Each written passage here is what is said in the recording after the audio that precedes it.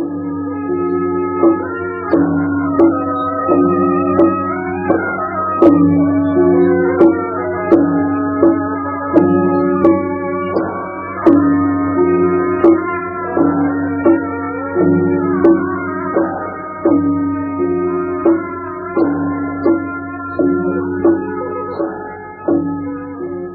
่มีในป่าเป็น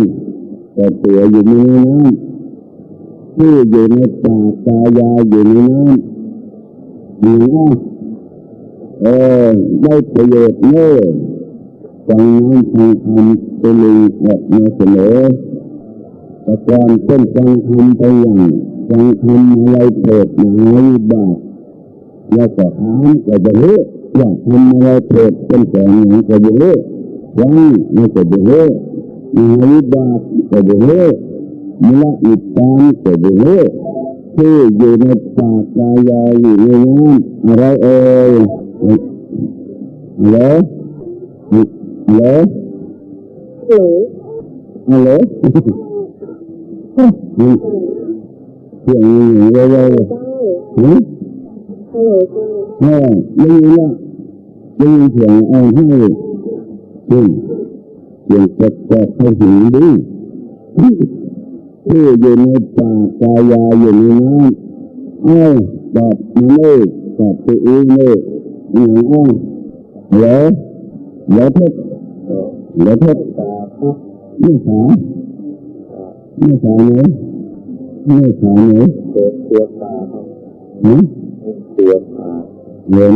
ยสาที่อยู่ในป่ากายาอยู่ในน้ำเป็นเสียตาโอเค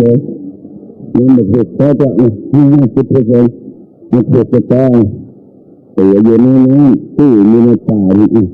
ที่อยู่ในป่ากายาอยู่ในน้ำเห็นเสียสาแต่ที่มาถูกเป็นที่เจ้าให้ได้ต่อมาที่อยู่ในป่ากายาอยู่ในน้ำอะไรแล้วถามกันพ่อความเรื่องมาว่าเวลาเราเข้าใจมันหนีเวลาออกมามันเข้าหากันเวลาเราเข้าใจมันหนีเวลาออกมามันมาหากันแล้วมันไม่เทียบใจให้ไปฟังสถานีถ่ายทอดและเพลงหาตัวเองเหมือนเรื่องที่อยู่ในป่ากายาอยู่ในน้ำแล้วข้าระตาแรกเหรอที่ไหน